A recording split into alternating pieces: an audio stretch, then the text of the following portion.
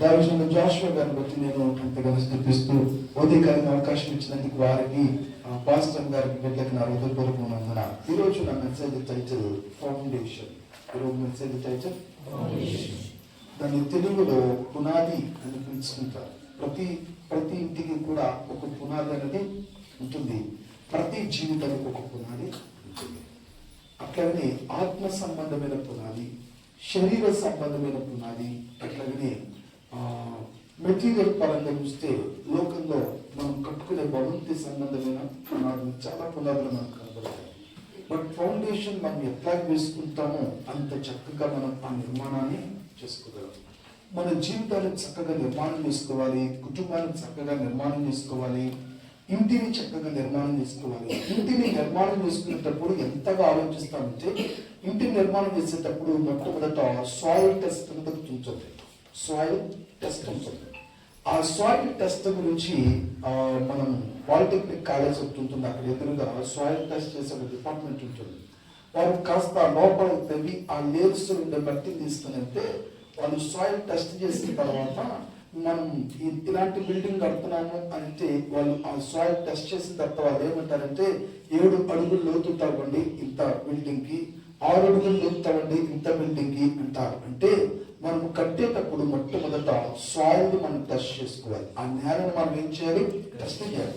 Test చేస్తే ఆ నేలలో ఉండే ఎంత లేయర్స్ మనం బయటకు పెట్టేయాలి, ఏ లేయర్స్ నుంచి ఎన్ని అడుగులు లోపలికి తవ్వాలి, ఎలాంటి పిల్లర్స్ మనం వేసుకోవాలి, ఎంత సాంద్రత కలిగిన కాంక్రీట్ వాడాలి, అన్ని కూడా ఆ లోతుని బట్టి ఆ నేలను బట్టి ఇస్తారు.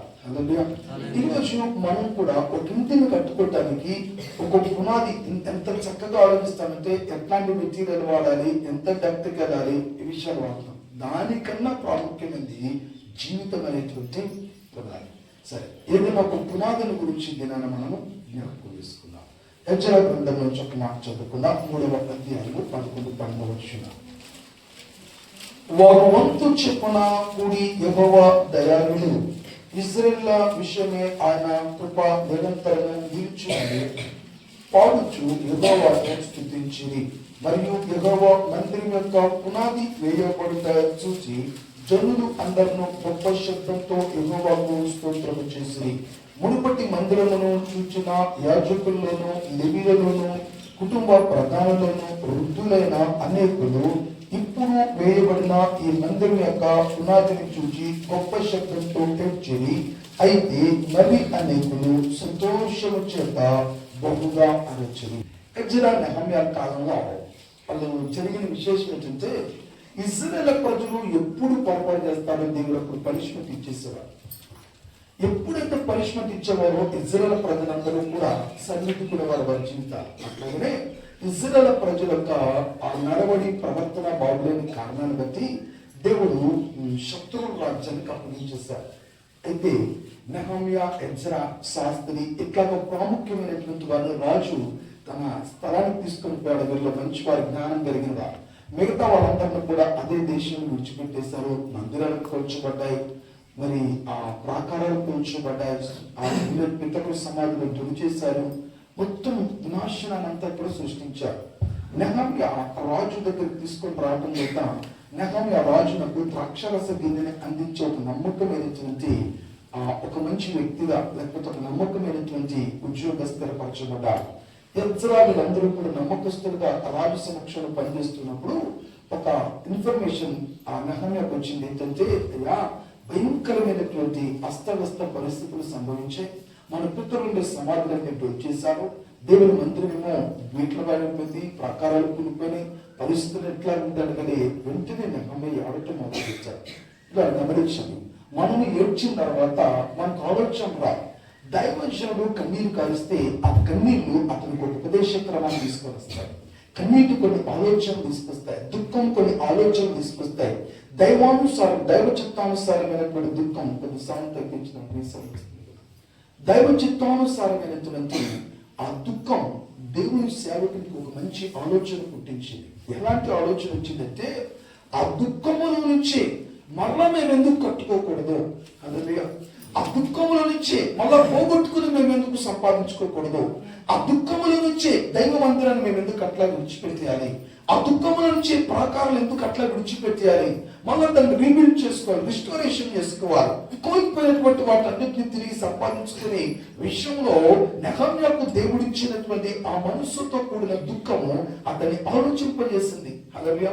మనకి దుఃఖం వస్తుంది, దుఃఖం వచ్చినప్పుడు ఏడుస్తాం, కన్నీరు కారుస్తాం, చేత కాని వారుగానే మనం ఉండిపోతాం. కానీ మన కన్నీళ్ళు మనకి ఏం తీసుకొని రావాలి? ఒక జవాబు తీసుకొని రావాలి. ఒక దైవజనుల కన్నీటి ప్రార్థన ఒక గొప్ప జవాబును తీసుకొని వస్తుంది. ఒక విశ్వాస కన్నీటి ప్రార్థన ఒక గొప్ప జవాబు తీసుకొని వస్తుంది. మానసికమైనటువంటి ఒత్తిడితో చేసేటువంటి ప్రార్థన గొప్ప జవాబు తీసుకొని వస్తుంది.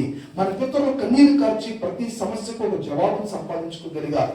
అలాగే నెహమ్యా విచారము, నెహమ్యా యొక్క కన్నీరు, నెహమ్యా పడేటువంటి ఆ శ్రమ నెహమ్యాకి ఒక ఉపదేశం తీసుకొని వచ్చింది. మన కన్నీళ్ళు ఒక జవాబు ఉంటాయి. మన కన్నీళ్ళు ఏముంటుంది తల్లి? ఒక జవాబు దాచబడి ఉంటుంది.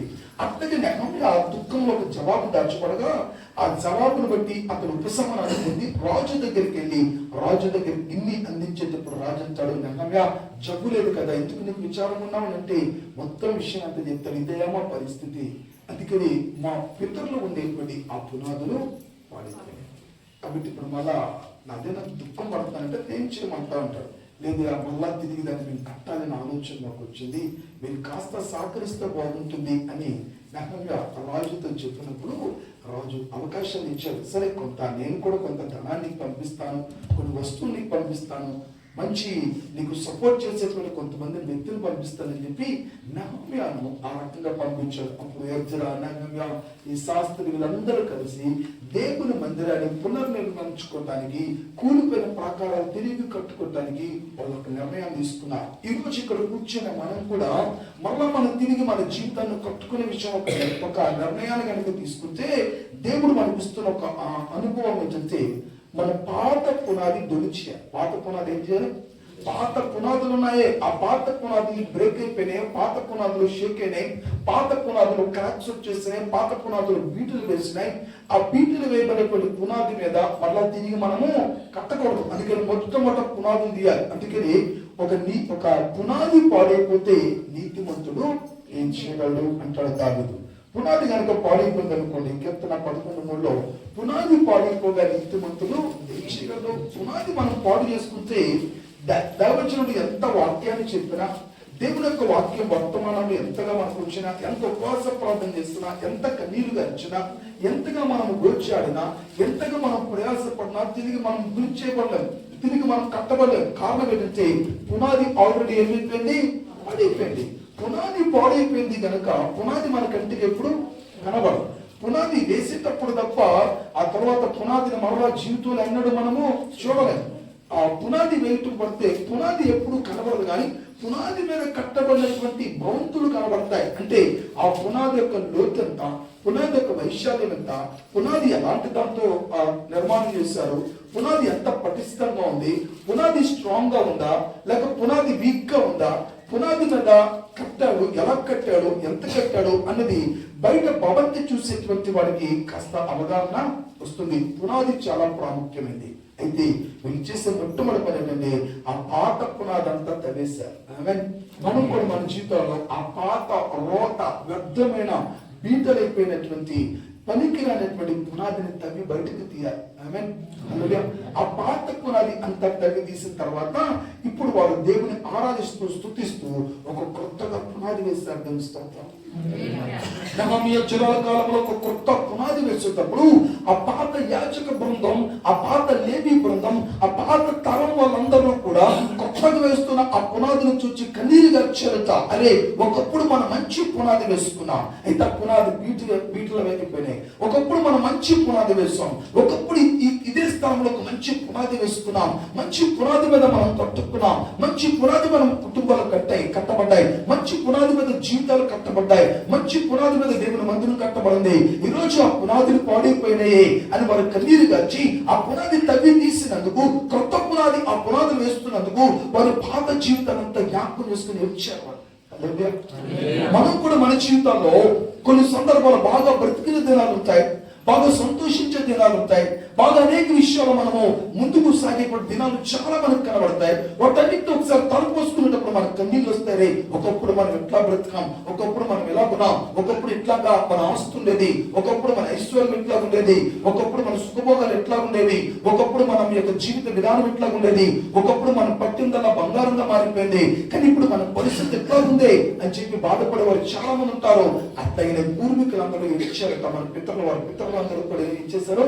ఆ పాత మందిరం వేసే పునాది వేసే మనుషులు ఉన్నారే, వాళ్ళని చూసి ఇచ్చారు. కానీ స్తోత్రం కలుగునుగాక.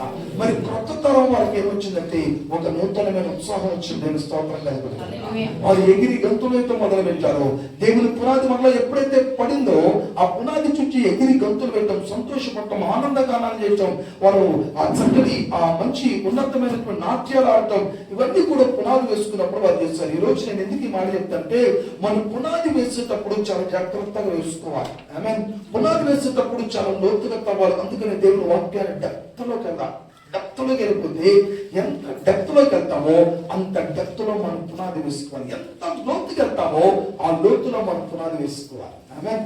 ఎప్పుడైతే మాట్లాడుతూ స్తోత్రం చేద్దామా? స్తోత్రం. ఎంత లోతుగా మనం తవ్వుతామో అంత ఈ లోతుగా అనేకమైన విషయాలు మనం తెలుసుకోగలం. దేవుని యొక్క వాక్యం లోతుకి వెళ్ళే కొద్ది ఎన్నో విషయాలు దేవుడు మనకి నేర్పిస్తూ ఉంటారు. ఆ లోతులో మనం పునాది వేసుకోవాలి. ఎంత లోతులో మనం తవ్వి పునాది వేసుకుంటామో అంత ఉన్నతమైన భవంతుడు మనము కట్టుకోగలం. మంచిది. ఎప్పుడైతే వీరు పునాది వేశారో ఆ పునాదిని బట్టి ఆనందించారు, ఆ పునాదిని బట్టి ఆస్వాదించారు, ఆ పునాదిని బట్టి దేవుని గణపరిచారు, ఆ పునాదిని బట్టి దేవుని మహిమపరిచారు, ఆ పునాదిని బట్టి దేవుని హెచ్చించారు, ఆ పునాదిని బట్టి దేవునికి సకల విషయాల్లో కూడా వారు ఉన్నతమైనటువంటి మహిమను ప్రకటించి ఆ పునాది వారు మందిరాన్ని కట్టడం, ఆ పునాది ప్రాకారాలు కట్టడం వాళ్ళు ప్రారంభించి 52 దినాల కల్లా దాన్ని సంపూర్తి చేస్తారు. దేవుని మహిమ కలుగునగాక. గమనించండి, వారు కట్టేటప్పుడు టోబియా సన్బల్లటు అనబడినటువంటి ఇద్దరు చాలా ఆటంకపరిచారు.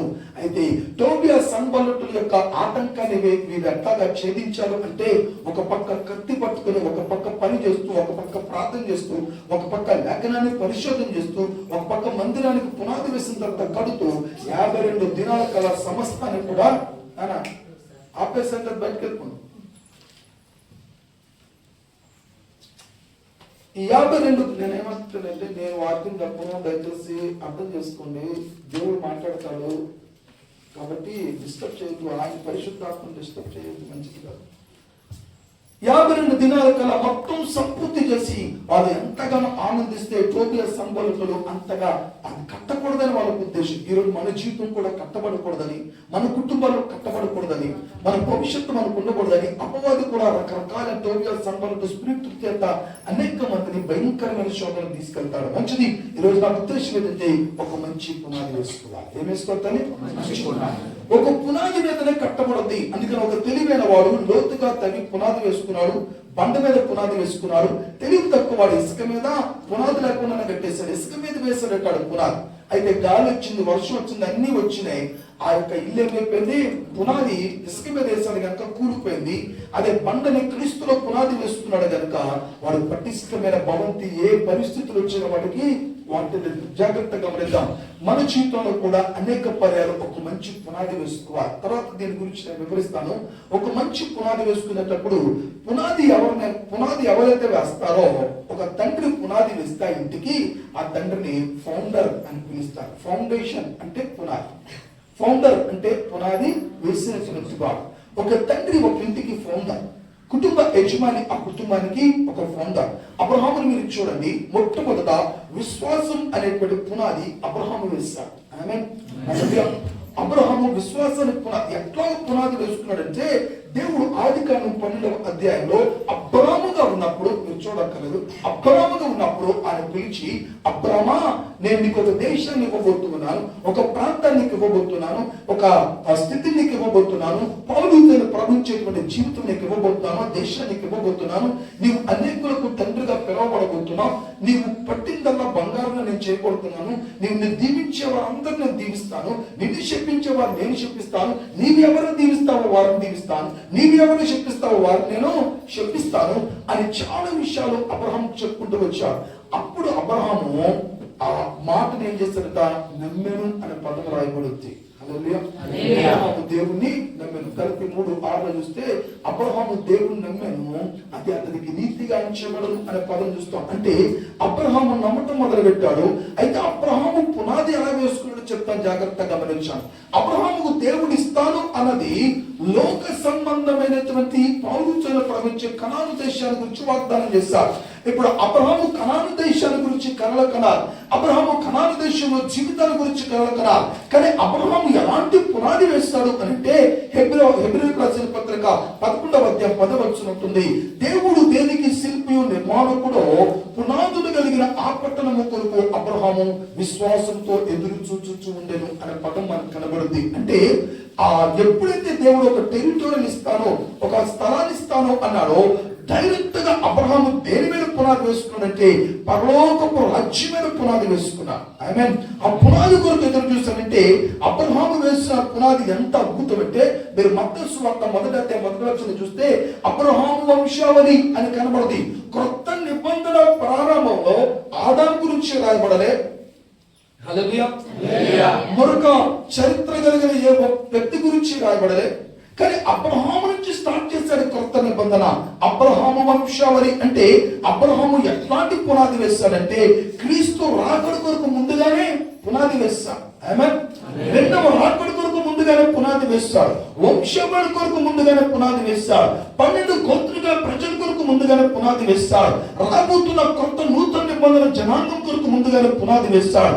రాబోతున్నటువంటి శక్తుల ప్రభావం కొరకు ముందుగానే పునాది వేస్తాడు. పిల్లలు గమనించండి, యేసుక్రీస్తు ప్రభు జన్మించడానికి బోయజు కుటుంబం యూదా గోత్రం యొక్క ఉన్నతమైన స్థాయి కొరకు 12 ట్రైబ్స్ కొరకు ముందుగానే దేవుడు ఏర్పరచుకున్న అబ్రహాము అంత ముందు చుట్టూ వేస్తున్నాడు, పునాది వేస్తాడు.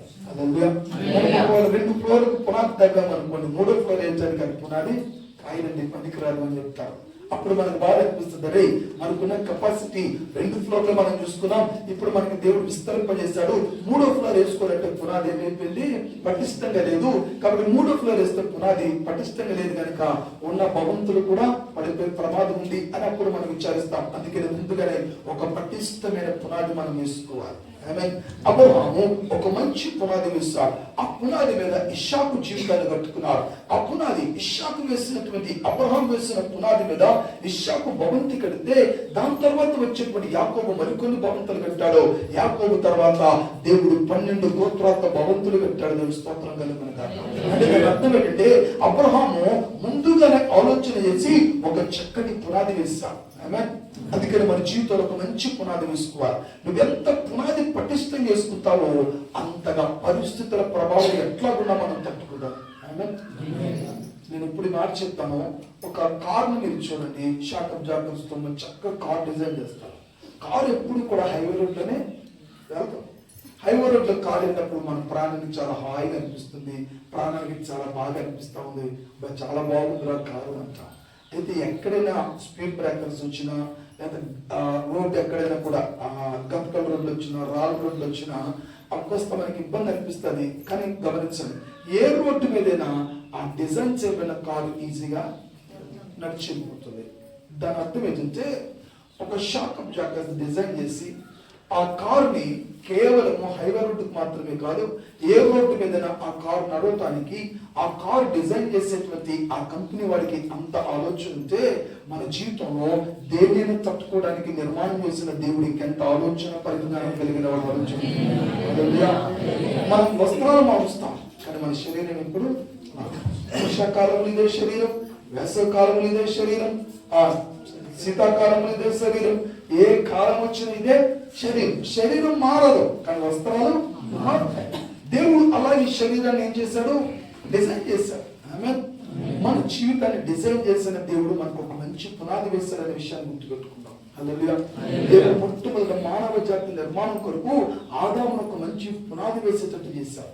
ఆదాము పునాది వేస్తే ఆ పునాది మీద ఇప్పుడు ఈ జనరేషన్ అంతా కూడా ఆ పునాది మీద వచ్చాయి. హల్లెలూయా. దేవుడు పునాది భూమికి పునాది వేస్తే మనం అనుకోవచ్చు ఒక్క మనుషుని కొరకు ఎంత పునాది ఎందుకు, ఎంత భూమి ఎందుకు, దేవుడు ముందు చూపు కలిగినటువంటి వాడు. హల్లెలూయా. అందుకని ఆదాము తయారు చేసేటప్పుడే ఆ తర్వాత గొప్ప భూభాగాన్ని అంతా తయారు చేసి ఆదాముని పెట్టి, ఆదాము అనుకోవచ్చు నా ఒక్కడి కొరకు ఇంత భూమి ఎందుకు, తర్వాత అవ్వం వచ్చింది మా ఇద్దరు కొరకు ఇంత భూమి ఎందుకు, ఇంత ప్రాంతం ఎందుకు, ఇంత సముద్రం ఎందుకు, ఇన్ని రకాలైనటువంటి సెలయేర్లు ఎందుకు, ఇన్ని రకాలైనటువంటి ఎందుకని వాళ్ళు అనుకున్నారు. కానీ బిడ్డలు గమనించండి, దేవుడు ముందు చూపుతో పునాది వేసే దేవుడే. ఆ తర్వాత రాబోతున్నటువంటి సంతానాల గురించి, ఆ సంతాన ప్రాప్తి గురించి, భూమిని స్వతంత్రించుకునే విధానాల గురించి దేవుడు ముందుగానే ఆదామును తన భార్య అవ్వను నిర్మాణం చేసేటప్పుడు ఒక మంచి పునాది వేస్తాడు. నేను స్తోత్రం కదా. నేనేమంటానంటే ఈరోజు ఒక తండ్రి మంచి పునాది వేస్తే ఆ పునాది మీద పిల్లలు తమ జీవితాలు కట్టుకుంటారు. ఆమె తండ్రిని ఏమంటారంటే ఫౌండర్ అని పిలుస్తాం, ఫాదర్ ఏమని పిలుస్తాం, founder of our family. My father is the founder. మా తండ్రి ఒక పునాది మా ఇంటికి. పునాది అందుకని బిడ్డలు గమనించండి, ఆ తండ్రి పునాది కనుక ఇక్కడ ఉండే ప్రతి తల్లి తండ్రి ఒక పునాది యొక్క బాధ్యత ఏమిటో మనం గుర్తించాలి. మనం వేసుకునే పునాది మీద ఒక నవశకం వ్యవస్థాపింపబడుతుంది. చక్కటి ఫౌండేషన్ అబ్రహాం ఇస్తే అబ్రహాం మీద ఇస్సాకు చక్కటి పునాది వేసుకున్నాడు. చూడండి, మనము ఆదికాండం 20వ అధ్యాయం మనం చూస్తే ఆ మోరియా పర్వతం మీద బలికి తీసుకెళ్ళేటప్పుడు మరొక పిల్లడు అయితే పారిపోయేవాడు. కానీ ఇస్సాకుకి తండ్రి యొక్క మాట జవదాటలేదు. అంటే తండ్రి ఇస్సాకు హృదయంలో, ఇస్సాకు జీవితంలో దేవుని గురించి ఒక మంచి పునాది వేశారు. ఇప్పుడు మనం బాగున్నప్పుడు విశ్వాసంతోను, బాగులేనప్పుడు అవిశ్వాసంతోను, అన్ని బాగున్నప్పుడు విశ్వాసంతోను, ఏమి బాగా జరగలేనప్పుడు అవిశ్వాసంతో కనుక మనం పునాది వేసుకున్నాం అనుకోండి, మన పిల్లలు కూడా అట్లాగనే ఉంటే ఒకలాగా, లేకపోతే ఒకలాగా.